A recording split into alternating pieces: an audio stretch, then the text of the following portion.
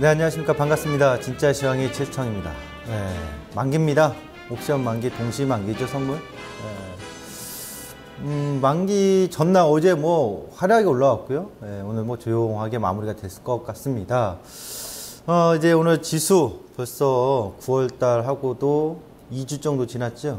본격적으로 이제 다음 주 되면은 큰 이벤트를 앞두고 있는데 오늘 지수 또 어떻게 흘러가고 있는지, 또 포인트는 어떤 건지 살펴보도록 하겠습니다.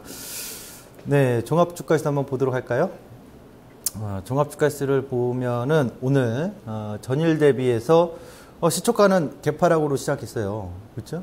전일 미국 증시가 좀 빠지다 보니까. 하지만 어느덧 다 회복을 해놓고 있습니다. 그래서 전일 종가 대비 0.17%, 1937포인트 정도의 흐름을 보여주네요. 오늘 이 방송 나오기 전에 보니까요, 메이저리그에서 활약하고 있는 국내 야구 선수 중에서 강정호 선수가 말로 홈런 쳤다고 하더라고요. 그렇게 말로 홈런 시원하게 친 것처럼 우리 증시도 말로 홈런 한번 쳐줬으면 하는 바람은 있네요. 네. 자, 코스피 포인트 한번 보러 가겠습니다. 오늘 코스피 포인트 어떻게 제가 잡아왔는지 한번 보도록 하죠. 쉬어가는 구간 형성? 이렇게 좀 봤어요. 그러니까 쉬어가는 구간 형성이라는 얘기는 못 간다라는 뜻이 아니라 어제 제가 본격적인 어떤 시동, 그 역으로 말하면 하방 경직은 확인을 좀 해준 가능성이 높다. 그렇죠? 그리고 어제 워낙 가파르게 급등 나왔잖아요. 그 오후장 시간이 끝날 무렵에 이런 표현을 썼죠. 어제 오후장 왜 이렇게 개인 투자자분들 옵션에 뭐 80억 이상씩 덤빌까요? 이상하네요. 네. 덤빌 자리가 아닌 것 같은데.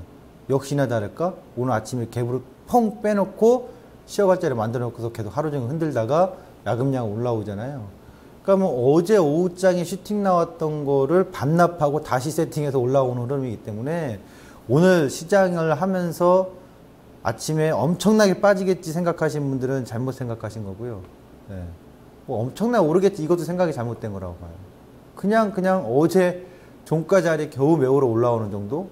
그러니까 쉬어가는 국면의 하루로 보시면 되는데, 특징은 글쎄 들었나요?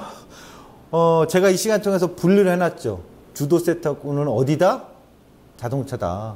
그리고 나머지 뭐 정유화학, 증권, 은행, 보험 이렇게 또 얘기해놨죠.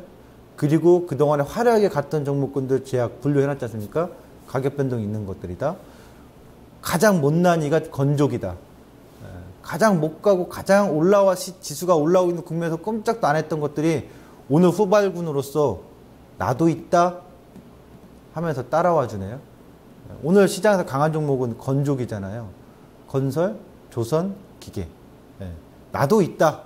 지수 너희들이 가는데 나도 못 갈 이유가 없다. 사실 갈 만한 이유가 뚜렷하게 강력하진 않아요. 다시 말하면 실적의 근거에서 본다면 건설업체 중에서는 현대산업 정도예요. 그리고 다른 종목군들도 그렇게 없고 조선도 마찬가지죠. 그동안에 보여줬던 실적 내용들의 턴어라운드가 강하게 보이는 것은 특별히 없는 상황에서 오늘 후발군의 강한 반등이 좀 형성되고 있다. 이렇게 보시면 되겠죠. 그러면 이 종목군들이 올라오는 어떤 흐름에 있어서 포인트를 찾아라 한다면 또 실적의 개선이라든가 턴어라운드가 강력히 보이는 종목군보다는 전반적으로 밸류에이션 자체가 싸니까 저 PBR이다 보니까 퍼가 아니라 PBR을 보는 거죠. 그런 쪽에서의 반반 매수가 강하게 좀 나오고 있다. 그 중에서 좀 유독 주목을 해봐야 될 것은 두산중공업이라고 저는 판단을 좀 해봤습니다. 두산중공업 왜 이렇게 못 갈까요? 내용은 괜찮아진다는 얘기들이 많은데 말입니다. 한번 살펴볼 거고요. 오늘 또 화두가 되는 게 미래에셋증권하고 대우증권이잖아요. 같이 한번 살펴보도록 하겠습니다.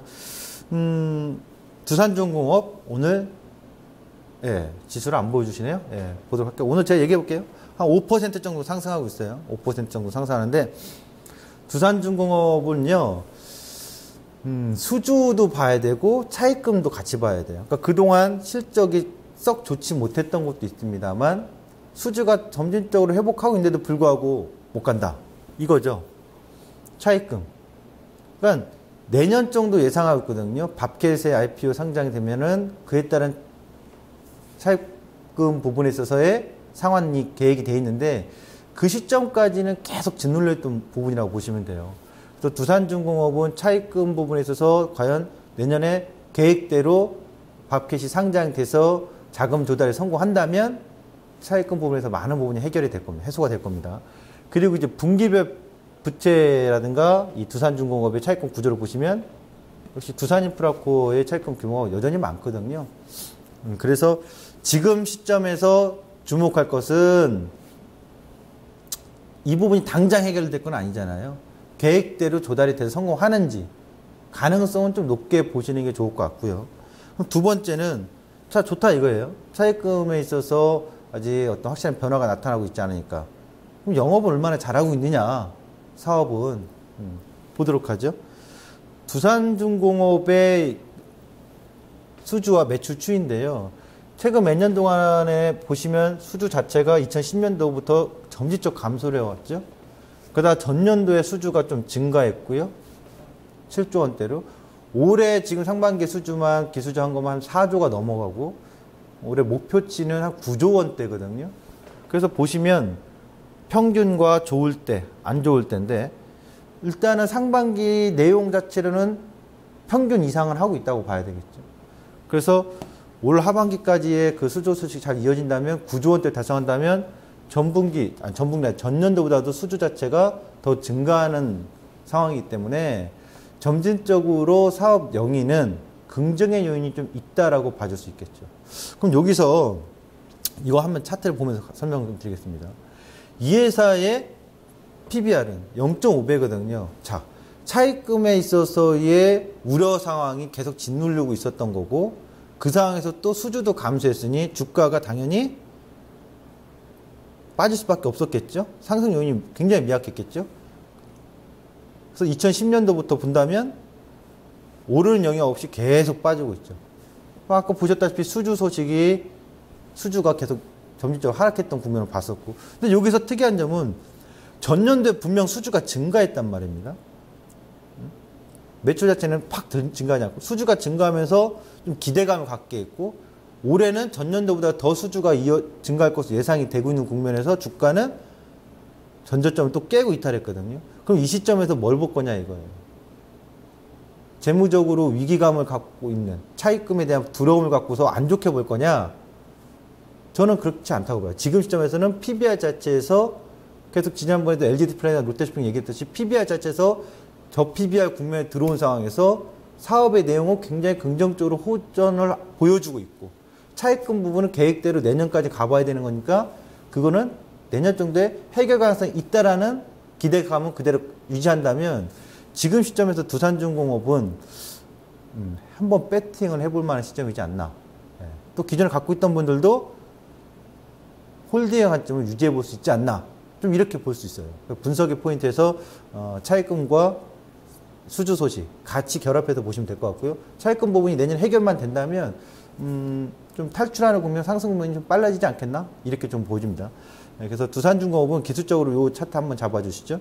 이 거래량 자리까지는 이 거래량이 대량 거래량 터졌던 자리가 있거든요. 2013년도 연말인데요. 종가 상황이 32,000원인데 그 자리까지는 충분히라기보다는 그 자리까지는 꾸역꾸역 한번 상승의 요인이 나타날 가능성이 있지 않느냐. 단 지금 시점에서 전저점 깨고 돌아오는 거기 때문에요. 뭐 막 공격적으로 쫓아갈 필요는 없겠습니다만 충분히 그 정도까지 분명 실적의 호조세만 계속 지속된다면 충분히 차입금에 따른 어떤 부담감이 있다 하더라도 가능성 있는 가격대이지 않나. 지금은 좀 싸다. 이렇게 좀 보시면 될 것 같아요. 그래서 건조기 중에서 찾아봐라 한다면 저는 두산중공업을 한번 관심 있게 봐야 되지 않을까라고 생각을 해봅니다. 미래에셋증권하고 대우증권 오늘 증권주도 한번 쭉 보여주시겠어요? 네, 안 보여주시네요. 오늘은 갈게요. 미래에셋증권 한번 볼게요. 오늘 이 내용을 우왕좌왕하는데 저도 솔직히 말씀드려서 무엇이 정답이다라고 이야기하기는 어려울 것 같아요. 오늘 시장에 보여주는 거 보니까 대우증권은 올라가고 있고요. 그 다음에 미래에셋증권은 빠지고 있거든요. 미래에셋 지금 현재 17% 하락, 대우증권은 3% 상승. 무조건 미래에셋증권을 안 좋게 봐야 될 거냐? 그거부터 한번 얘기해 볼게요. 지금 단기적으로 유무상 증자를 이렇게 확대를 하니, 자본 확충을 하니 물량 부담에 따른 부담감 반영이 되고 있다고 봐야 되겠죠. 하지만 역으로 생각하면 성공을 한다면 인수전에서 성공을 한다면 예, 재탄생이 된다고 봐야 되지 않을까요? 예, 시너지 효과? 미래세과 대우증권에 그런 점에 있어서 투자 관점의 장기 그러니까 시간으로 우리가 꼭 장기라고 하기보다도 그런 투자자 입장에서 포인트라고 본다면 미래세 투자증권에 투자할 만한 가치가 있냐 없냐 물어봤을 때 저는 가치가 있다고 생각해요. 지금 시점에 주가의 변동이 나와서 싸고 안 싸고 중요한 게 아니라 인수전에 성공한다면 시너지 효과는 훨씬 더 커질 거라고 보거든요. 네. 그래서 업계에서 정말 아주 선두적인 지위를 보여줄 수 있는 가능성이 있는 가치가 있거든요. 미래가치. 그런 판단에 의해서 한다면 오히려 미래세 증권의 투자자가 한번 돼봐야 되겠다. 이런 관점이 유효하지 않을까 보여주는데 기사 내용들은 싹 보거나 뭐 레포트 나오고 뭐 코멘트 나온 것들 보면요. 미래에셋 굉장히 안 좋게 얘기하더라고요. 부담이다. 인수 실패 시에 뭐 문제가 많다. 이럴 때 우리 정주영 회장님의 얘기가 생각이 나요. 고 정주영 회장님. 해보기나 했어? 이거 있잖아요. 회장님, 이거는 안 됩니다. 힘들 것 같습니다. 무리입니다. 우리가 배를 만들자. 해보긴 했어? 이거죠. 그러니까 지금 단순하게 시장에서 오르고 내리고 수급의 부담감만 갖고 논할 게 아니라 과연 미래에셋이 그만한 시너지 효과를 볼 수 있을 만한 가치가 있느냐라고 판단이 된다면 투자에 참여하는 거죠. 그런 식으로 한번 해석을 해보는 건 어떨까라고 봐요. 오늘 뭐 급등락이 변동이 나오기 때문에 기존의 주주분들 갖고 있었던 분들은 아 이거 빠지니까 당장에 수익이 안 나겠지. 이거 부담이지. 물량 부담이 큰데 어쩌지? 이런 고민에 빠져 있으신 분도 있으시겠지만 역으로 정말 투자의 가치 판단으로 본다면 성공을 한다면 결국 큰 시너지 효과에 대한 기대감은 향후에 커질 수 있지 않느냐. 전 그런 시각도 필요하다고 봐요. 네, 그렇게 좀 설명을 해보겠습니다. 어떤 게 정답인지는 모릅니다. 네, 그런 관점을 한번 우리가 생각해보자. 이런 식으로 제가 포인트를 설명을 드리는 겁니다. 코스닥 포인트. 코스닥 지수 보지 말자고 하니까 안 보여주시는 거예요. 볼 필요 없어요. 지수. 예. 코스닥 포인트. 하반기 강한 종목이요. 어제 보여드렸죠. 또 있어요. 예. 공부해보자고요. 윈스, 로보스타. 이 종목군들도 이 시간을 통해서 몇 번 다뤄졌다. 다뤄졌다 하니까 이렇게 만지작거리는 것 같은데 언급을 했었죠. 윈스 같은 경우는 라운시켜하고도 같이 묶어서도 얘기해드렸었고요. 이렇게 보도록 하겠습니다. 어떤 걸 봐야 되냐? 윈스 보도록 하죠. 윈스를 보니까요. 저는 팩트적인 사실에 대해서 추정을 하는 편인데 요걸 한번 볼까요? 실적을 딱. 실적을, 윈스를 실적을 보면요. 이 회사가 이제 진입방지 시스템이라든가 디도스 차단 시스템에서 업계 1위입니다. 앞으로 가면가스 보안 관련주들은 관심이 갈 수밖에 없다고 했는데 실적을 보니 실적이 그닥 전년도에 63억이거든요. 보이시죠? 영업이익이. 매출액은 거의 700억대라고 보면 되겠죠? 724억에서 688억이니까. 갑자기 2014년도에 영업이익이 확 줄었어요. 아, 이거 안 좋은가? 추세적으로 올해도 안 좋은가? 라고 보는 건데 상반기를 보면 25억이거든요. 그러면 실질적으로 실적이 서프라이즈하게 나온 건가요? 아니면 전년 대비했을 때 굉장히 호전됐구나. 상반기에 돈 많이 벌었네. 이렇게 봐주기는 어렵죠. 객관적으로 63억의 절반이면 30억 정도는 해야 되는데 못 미치니까 실적을 보면은 뭔가 미진하죠. 근데 주가를 볼까요? 확 떴거든요. 그럼 이런 경우에는 어제 그렇게 강한 종목들의 유형이 7월 달부터 시작해서 7월 저점과 8월 저점 쌍바닥 잡고 올라가 주는 거였잖아요. 그럼 유형은 같은 흐름의 강한 종목의 흐름을 보여주고 있다 이거예요. 근데 어떤 실적보다는 그럼 뭐냐라고 보신다면 바로 이거예요. 사물 인터넷에 따른 확산 기대, 특히 이제 IFA 베를린 가전 박람회에 화두가 됐던 거잖아요. 그러면서 또 보안 관련, 뭐 페이라든가 이런 것이 확산되면서 실질적으로 기대감에 대한 선반영이 먼저 빠르게 반영되고 있다. 그리고 또 하반기의 실적을 본다면 얘기가 나온 것들이 지금 상반기보다 좀 더 긍정적인 요인을 점수를 주고 있더라고요. 추정치들은. 그런 점에 있어서 윈스는 지금 하반기 시작해서 강한 흐름의 유형으로 나타나고 있다. 수급도 기관 외국인 동시 쌍끌이가 들어와 주니까 그런 점에서 이 종목을 어떤 포인트로 잡아볼 수 있다. 이렇게 보시면 될 것 같고요. 한 종목 더 보도록 하겠습니다. 로보스타입니다. 이 로보스타가 지난 언제였죠? 이게 이때였을 거예요. 두 번인가 나왔을 때인데 실적 얘기했을 거예요. 로보스타. 실적이 좋다 이거예요. 이걸 한번 사셔 보도록 하죠. 확실히 뚜렷하게 좋아진 실적이에요. 보시면 전년도에 영업이익 20억, 매출액 970억, 전전년도에 1034억, 영업이익 21억. 상반기에만 영업이익이 17억, 24억이니까 41억. 2013년도, 14년도 영업이익의 2배를 언제 달성한 거예요? 올 상반기에만 달성한 거 아닙니까? 매출액은 볼 것도 없는 거고. 그러니 당연히 이 차트를 보시면 실적 상향이 주목되는 게 반응을 해준 거잖아요. 연초에는 안 가고 있다가 화면이 안 보이네요. 안 가고 있다가 이때 확 올라가준 거죠. 왜요? 6월달 끝나고 나면 실적 좋은 게 확인되니 실적 이렇게 좋은데 안 갈 수가 없겠죠. 그리고 하반기에 더 기대가 되는 거. 찾아보시면 공시라든가 내용을 찾아보시면 산업용 로봇의 중국향 매출이 증대하고 있다는 소식이 나오거든요. 그러니까 이 종목 같은 경우도 보시면 차트를 한번 잡아주시겠어요? 볼게요. 자, 상반기 게 잘려 있어가지고 보십시오. 아니 이렇게 실적이 좋았는데 5월달까지 봅시다. 서서히 올라오는 거예요.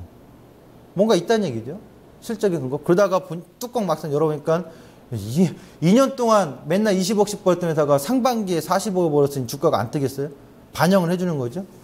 그리고 나서 또 하반기를 땡하고 출발해 보니까 하반기도 나쁘지 않다는 얘기죠. 추정을 해보자면.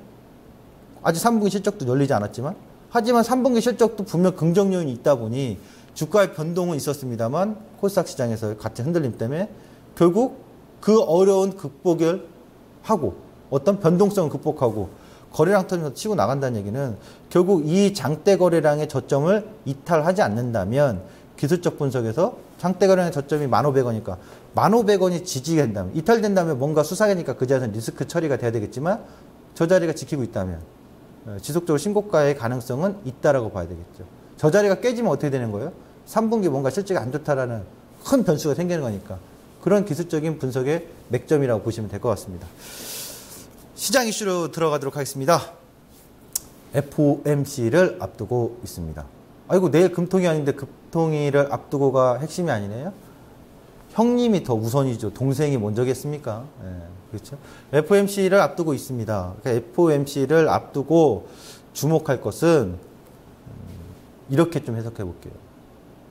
심리적 영향에 따른 비추세예요. 이건 이제 심리적으로 발표하기 전까지 오락내락 하겠죠. 근데 제가 본 FOMC를 다시 한번 정리해 주자면 금리 인상을 한다라고 한다면 어제 보셨겠지만 그동안의 과거의 사례에서 첫 금리 인상 시점에서 분명히 한 번씩 하락 국면이 나왔었어요. 첫 달에는 94년도와 2월 4일과 2004년도 6월 30일 날 그런 흐름이 나왔었잖아요. 그럼 이번에는 나와준다면 나올 수 있다라는 가정이 있겠죠. 그래서 흔들림이 있을 수 있어요.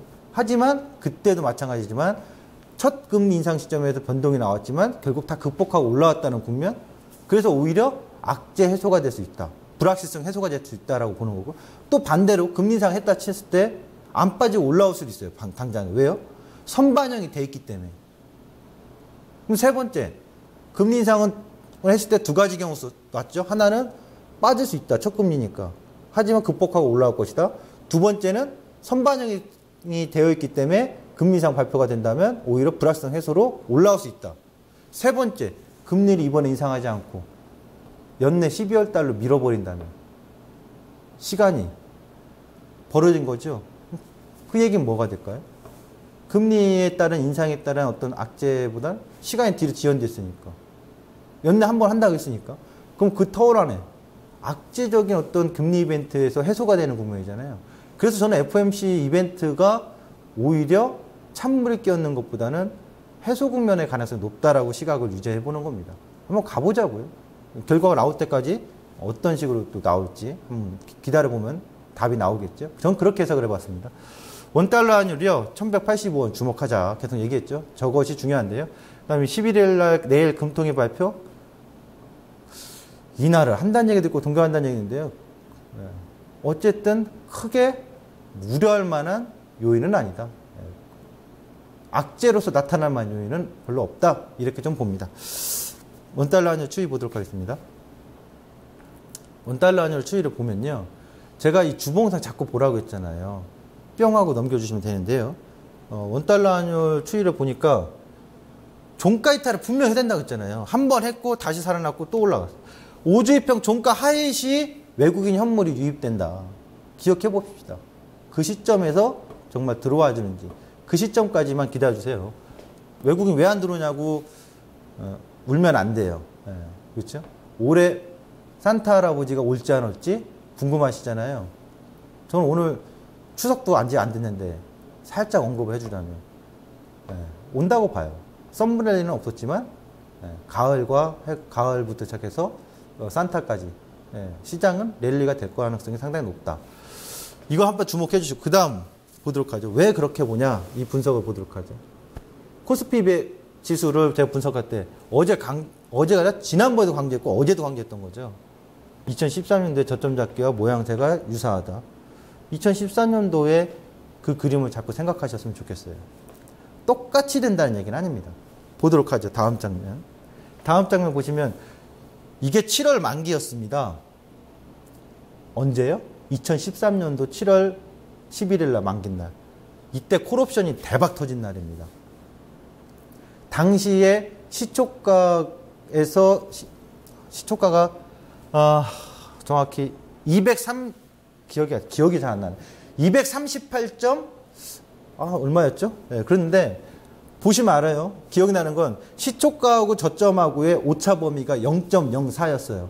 그리고 그날 종가 고가로 종가랑 고가랑 똑같았어요. 어제 어땠어요? 어제 우리나라 시초가와 저점이 0.04 오차예요. 종가는 고가였어요. 그러시면 대박 터진 날이죠. 다음날 실적. 오늘 그래요. 이 그림과 유사하게 갈 수 있다라 똑같은 게 아니에요. 그러면 뭐냐? 하방 경직이 나왔다는 얘기예요. 가능성이 높다는 얘기죠. 올라가는 게 V자라고 할래? 이렇게 흔들다 갈래?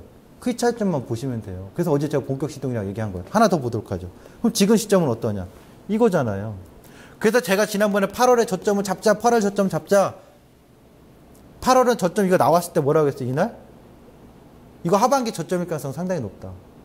그리고 올라올 자리 244, 246점이고 반드시 와야 된다. 그리고 오늘 주목할 것은요. 이제 바닥권 형성 과정이기 때문에 또 눌렀다가 올라가나 그냥 올라가나 올라갔다가 눌림을 받나 아니면 먼저 눌림을 받나 그건 내일장 열리면 알겠죠. 그렇죠? 중요한 건 요거 하나만 포커스 보시면 돼요. 요거 확대 딱 해주시겠어요? 잘 안 보이는 것 같아요 화면에. 10월 중하순까지 고저 예상 범위는요. 하단은 제가 봤을 때 228? 꼭 와야 되는 그건 없고요. 228? 230 정도고요. 상단이 이제 240까지 갈 거냐 245까지 갈 거냐 이렇게 좀 예상을 해봐요. 10월 중하순까지. 그러면 지금 국면에서 흔드는 과정들은 바닥 다지기거나 바닥권 형성 과정이고 안 흔들면 뭐예요? 위로 축축축 쳐 올리겠죠. 그런 관점에서 시장을 유의히 보시면 돼요. 그럼 마지막 팁으로 레버리지 계속 매수하셨던 분도 있을 거 아니에요. 계속 매수하라고 했잖아요. 관점이 매수다. 매도 관점 아니다. 어디까지 봐야 돼요? 기본적으로 244까지. 그 전까지 흔드는 관점들을 그냥 흔드는 거예요.